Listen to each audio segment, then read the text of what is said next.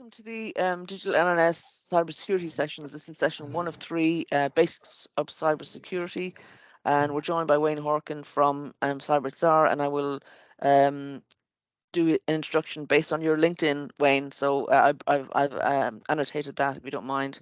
So let me just bring up on screen. So here we have the outline of today's session. We'll have welcome and introductions. We'll have the presentation from Wayne. We'll have any Q&A, and then any asks from people in the room. And then our next session is on the 20th of September next week with Steve Borwell-Fox. So today's speaker is Wayne Horkin. He is the Head of Technology and Engineering at CyberTsar, which provides a world-class cyber risk management SaaS platform. And for people who don't know what SaaS is, it allows users to connect to and use cloud-based apps over the internet. In the past, Wayne has worked with high-profile brands such as Direct Line, the Home Office and Border Force, Manchester United, Thomas Cook, HSBC and Sun Microsystems. Wayne is a seasoned and accomplished technologist and business leader, passionate about technology and the people who enable the benefits it can bring. So thank you, Wayne, for joining us today. I'll stop sharing that. So please go ahead. I'm not sure. Can you see my slides? Are they on the screen? Yes, they are. Yeah. Great. Okay, that's really good. Okay. So, hi everyone. My name is Wayne Horkin. I'm a career technologist. I've been in IT for 30 plus years. I was born and brought up in Nechells, if anybody knows Nechells, in the inner city. And back in the 70s, it was a long time ago. And yeah, so I'm a technologist. I've been building and developing IT platforms and cybersecurity platforms for a long time. And now I'm head of engineering at CyberTsar. And Pauline asked me to do this talk. It's the basics of cybersecurity. I've kind of pitched to the kind of like a lowest level of cyber knowledge, just because I wanted to be as inclusive as possible. And that's where I've aimed at. So what's cyber, right? Because people, you'll hear the word cyber, and it's really, it's short for cybersecurity, but it's short for cyber risk and cyber attack, cyber defense. It's a bit of a catch-all for really about talking about being safe online and safe electronically. It's about protecting yourself and the devices that you use. It's making sure that the service that you use, that we all use online, whether it's work or school or home, are safe and that they're not being used to exploit us. And it's also about making sure that the privacy and personal data that we have is protected and not compromised or sold or given away willy-nilly and used against us. So that's the basic what is cyber. It's sort of that umbrella term for staying safe online. And hello, what? Oh, sorry about that. So which button? So what's at stake? So without good cyber security, or without some measure of cyber security, you can have your identity stolen, or you could be subject to financial loss, or you could be a breach or other business issues. So many often ask, why should we worry about cyber security? And these are the reasons. Yeah, that's kind of an overview of the issues that you'll see.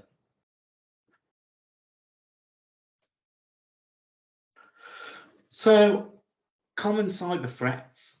As we delve deeper, it's crucial to identify the common culprits, what leads to compromise or cyber attack. And there's viruses, malware, rogue pieces of software that can destroy your data and slow down devices. Phishing is another threat, where attackers trick you into giving away your data by posing as trustworthy entities. Ransomware, particularly malicious, where hackers and bad people lock your data or delete it and demand money to release it. And finally, the social engineering. And social engineering involves manipulating individuals to carry out specific actions or give away confidential information. I'm sure lots of you will have heard of scams around being phoned up and, you know, on your home phone and being told that there's a problem with your Windows device, and if you give some money to X, Y, and Z, it will be resolved. Well, these are social engineering attacks, and they're people trying to scam you. So, ways to address this: safe browsing habits. The internet is vast. Not every corner is safe. When online, always ensure that the website's URL in the address bar in your browser starts with HTTPS. The S stands for secure. Pop-ups, unfamiliar links, try and avoid them. Clicking them can lead to potential threats on pieces of code running on your browser that could harm you. Refrain from downloading files from untrusted sources. If you don't know the website or you're not sure about the website, then that's also a big no. If something looks suspicious or has a lot of ads, there's probably something going on there. And finally, I'd like to say, make sure that the website you're going to and that you're on is really the website that you're going to or on. If there's a spelling mistake in it, so imagine it's Lloyds Bank and bank is spelled B-A-N-C, or some other slight deviation, that's probably a false site that's mimicking the real site that you want to use, but they're doing it for nefarious purposes, typically to trick you to get your details or get access to your financial records. In our interconnected world, social media is a boon. I mean, I'm sure everybody enjoys social media here. I bet many people do, but it has pitfalls. Keep your profiles private and limit exposure. Keep to your friends lists. Think about how you do that. Beware of strangers that send friend requests. Not everyone has good intentions. As tempting as it might be, avoid sharing sensitive or current location-based information. Lastly, do a routine check of the platforms you're on, update them for maximum security. That's my advice for that.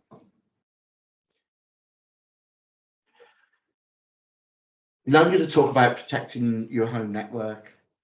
I kind of assume that most people have a Wi-Fi router in their house or in their home. That's kind of the norm now. Our home's a haven. Similarly, our home's network is the digital haven for our devices. Changing the default usernames and passwords on the router to something unique is useful to protect you. All of these devices come with a standard username password from the factory they were built from, and it's really useful if you change it to something unique for you. Outdated router firmware is a no-no. It's like an open window for hackers. Please keep the router firmware updated. There should be a mechanism on your router that says update router, and just keep it updated. Always opt for the best encryption available for the Wi-Fi network, and I'd suggest that WPA3 encryption is the optimal encryption for your Wi-Fi. How do we know what WPA3 encryption is, Wayne? So when you set up your router, when you get your router delivered to you, you'll be asked to set it up, and when you go into the setup on the router, you need to say that the Wi-Fi network that you want should use WPA3 encryption. If you don't have access to your router or someone set it up for you, then I'd suggest you ask them to make sure that it's WPA3 encryption. So, you know, when you connect your phone to your local Wi-Fi or your laptop, and it asks for the username password combo for that network, it should say there what sort of encryption is used. and it should tell you whether it's WPA3 or not. Okay, thanks. I hope that's okay. So consider setting up a guest network for visitors. So if you have visitors a lot, or you're in a small office, a Soho type office, consider setting up a guest network which basically has no access to your resources, but just accesses the internet, for instance. And if possible, on your Wi-Fi router, set up multi-factor authentication. The idea that it will send you a text message to your mobile, or it will send you an email back to your email saying, here is a 6-digit code.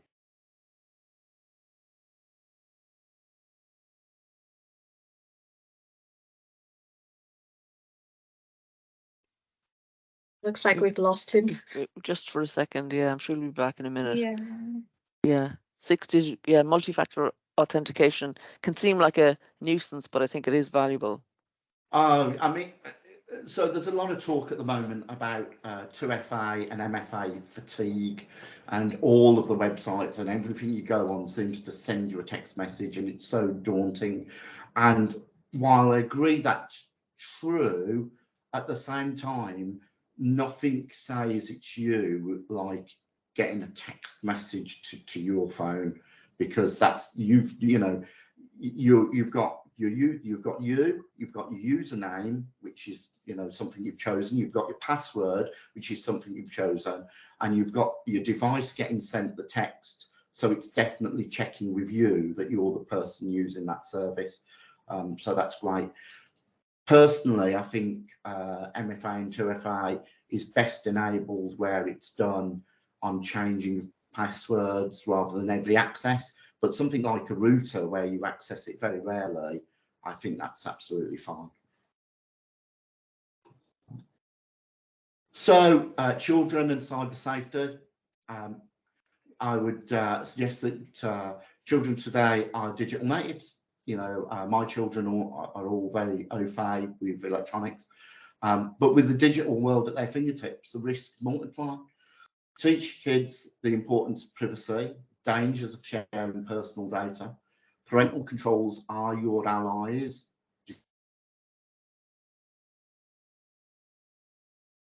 Oh, Wayne's dropped again. I know this is a concern for lots of people. Yeah, there are some great resources out there as well. So it's good. We can share about that. Sorry, Wayne, we just lost you there for another minute. I'm ever so sorry about that. I'll just see if I can improve the network. Okay. Well, this is really helpful, yeah. So, as I said, parental controls are your add-on allies. Use them wisely. Keep a tab on activities. Respect their space though. Most importantly, maintain open communication. Talk with your kids. If they encounter something unusual online, they should feel safe to be able to discuss it with you, and that's really key. From a practical point of view, Wayne, would you encourage people to have their devices in a shared space with families rather than so much in bedrooms or away from, I suppose it depends on the age, maybe? Yeah, I do. I think it's difficult, right? If it's very easy to conceal a mobile phone or keep it private and that sort of thing. So I do think that's hard. I think the best thing to do is keep the communication as open as possible and make talking about online experience something that's open and not private. That would be my recommendation. Obviously, they've got, people will have friends and they want to talk to their friends privately, but make sure that they understand that that's for friends only, and that really, if you don't know them, don't trust them. Right? Yeah. If you don't know them face to face, don't trust them. They could be anyone, and that's something you need to be just cognizant of. So, responding to a cyber incident, don't panic. Stay calm, collected, and so that you can handle the situation.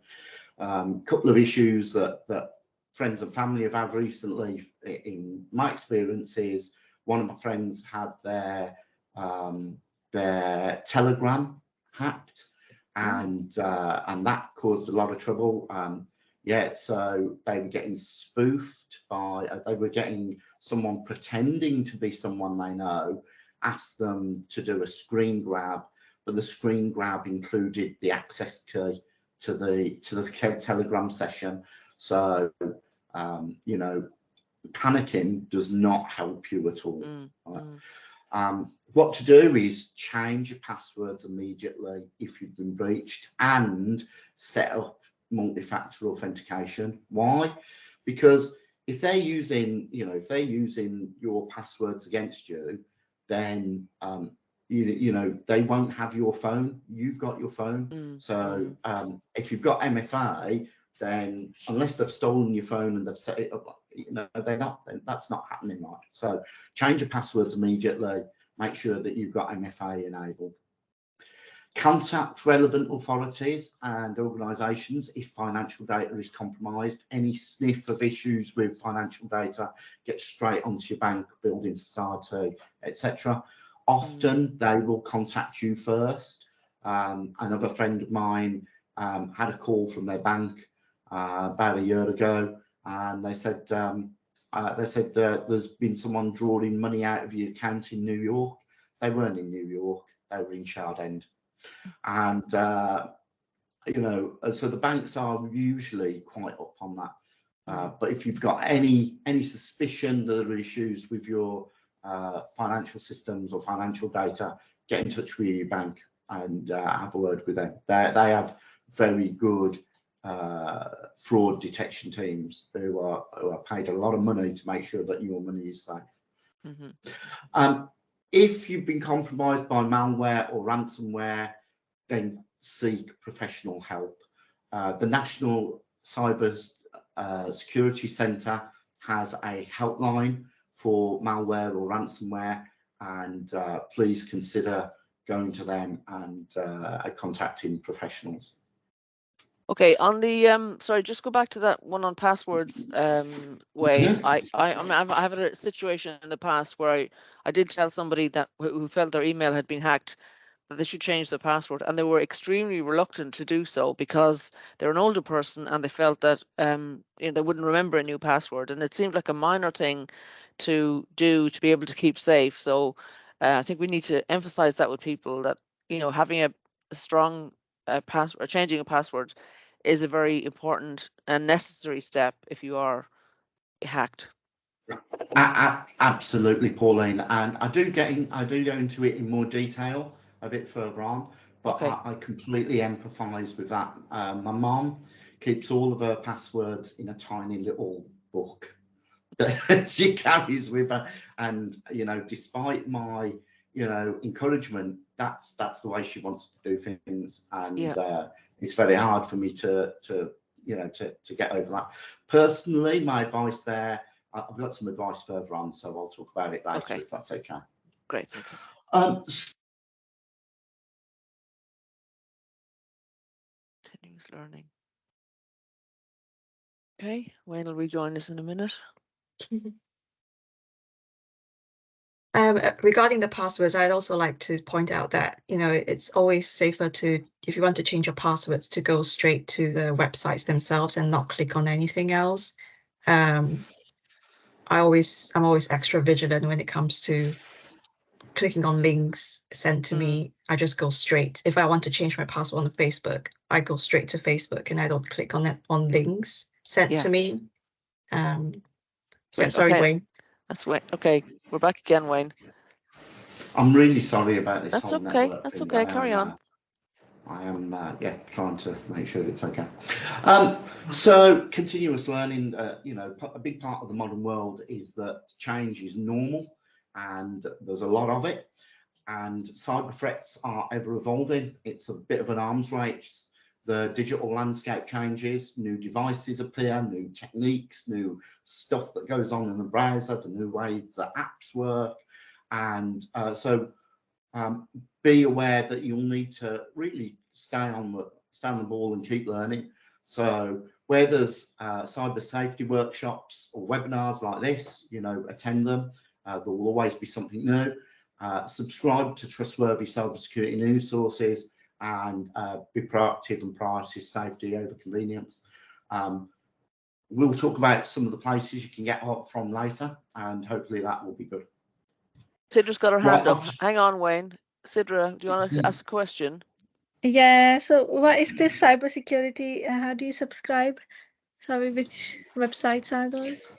I'm just about to get to that, Sidra. Okay, no problem. Sorry. Yeah, We're that's 2 fine. slides away. That's fine. Thank you. Thank you. Okay, Sidra. So I just want to give some advice for individuals and families. So in a real practical way. So staying secure online, passwords, use strong and separate passwords for your email and everything else, but especially for email. Why is email important? It's because all of your passwords end up in the email, don't they? And if you can compromise email, your primary email account, well, they'll probably get access to all of the emails you. Yeah, the only trouble is to remember, isn't it? Like all the 20 passwords. Absolutely. Oh gosh. Absolutely. And I mean, item 4 here, password managers, using browsers and apps to safely store passwords personally. And, you know, we're not supposed to have preferences, but I use Dashlane, and I use Dashlane as a mechanism to manage all of my passwords. And I genuinely have got thousands of passwords. And like I say, I use Dashlane. You have to be quite cautious with your password managers. Obviously, they themselves are a target for hackers because they're the repository of passwords for everybody else. I think last year, famously, LastPass was compromised, and that was quite a big public one.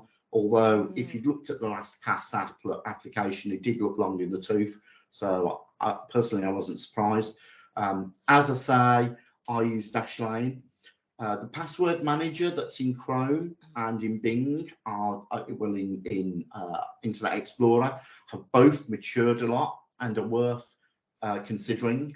I suppose if you use an Android phone, it's nice to use Chrome because it can coordinate on your phone and on your laptop and desktop. And so that's a good one to use. But personally, I use Dashlane. So with your passwords, another technique is to use the free random words technique. And this is a technique that's very old. It comes from the army around passwords there. And it's because combinative passwords are really hard to guess. So if you have one that is cat, fish, budgerigar, the complexity of that is actually staggeringly high. And although to you it might be catfish, budgerigar, I mean, it might seem really easy to you, but to the majority of people, that's, you know, and to electronic systems which try to break it, that's actually very complex. So that's a really good technique to create memorable passwords that are very secure. So please consider that. Thanks, as Wayne. I said before, Gina has her hand up. Have you got a question, Gina?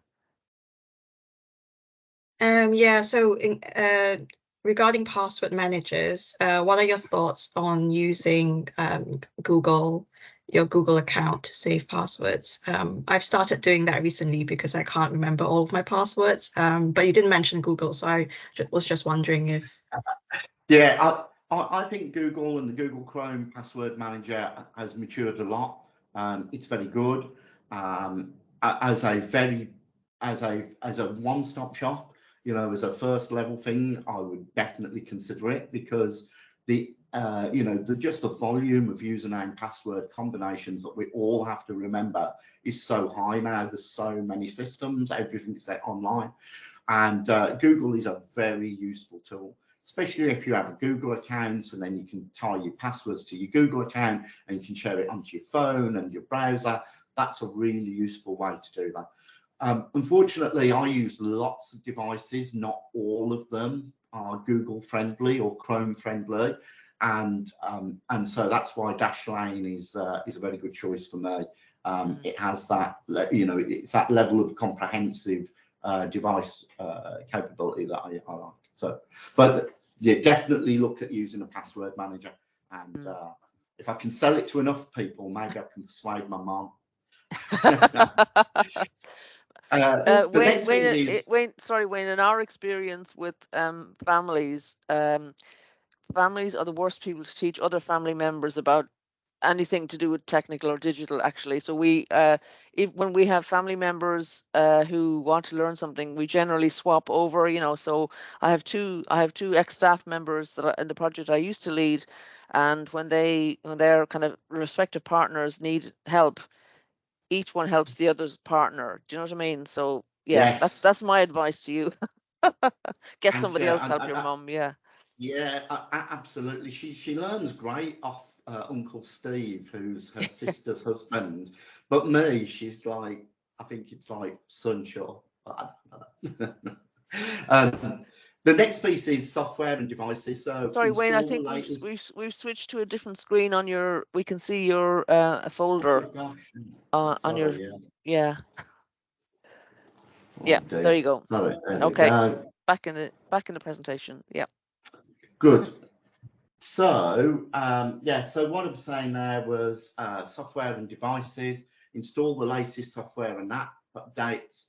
Make sure the local protection is on. For instance, Windows Defender if you're using a Windows laptop, and back up your data. Set up your applications to back up data. If you use an Android phone, you'll see that each app you'll be able to back the data up on.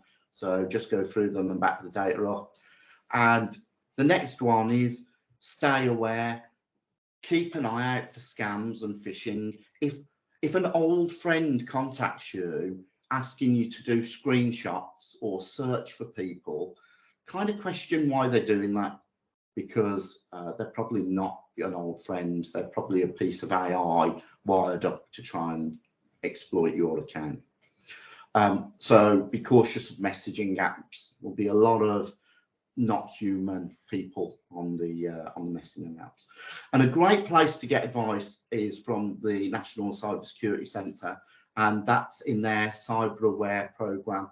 And this is for individuals and families just to keep an abreast of cybersecurity. On Windows Defender, Wayne, is that like automatic? That's automatically available if you have a Windows device. It is automatically enabled and installed on Windows, but just make sure that it's on and make sure that it's working. And you can do that by going to the bottom right hand side and looking at the icons, and there should be a little up arrow, and the up arrow should show you the hidden icons, and one of them hopefully should be a little blue shield. And that little blue shield should be Windows Defender. Okay, thank you. You're welcome. And then I've got some advice for small businesses as well as individuals. I mean, I've talked a lot about individuals and family members and that sort of thing.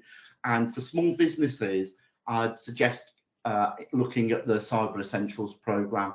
So the Cyber Essentials program is a baseline program for cybersecurity, and it's backed by the UK government, and it's very worthwhile doing because it helps you identify what threats you have and where you're weak.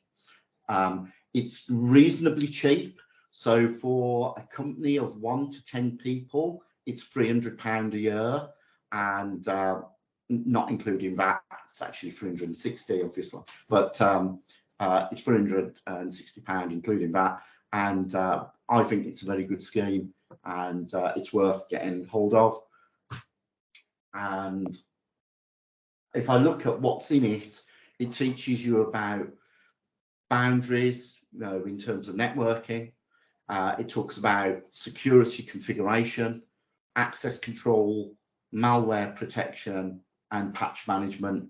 So everything that you as a small business would really need to think about in terms of cybersecurity, and it covers those 5 key areas, and that is very worthwhile taking and going through. Mm. And then more help. We're nearly at the end. We're on the finishing stretch here.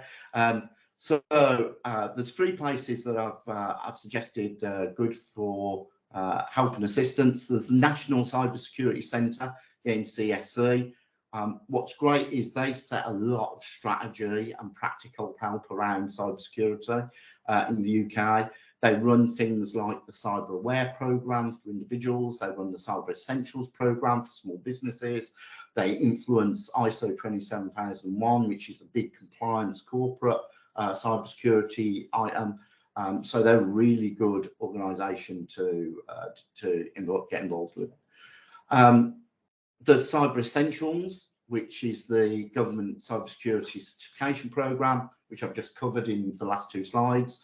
Very worthwhile taking hold, getting to grips with that. It's very cheap, £300 for a 1 to 10 person company is well worth doing.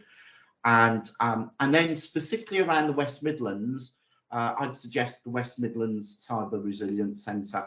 So the Cyber Resilience Centre programme is a regionally demarked programme.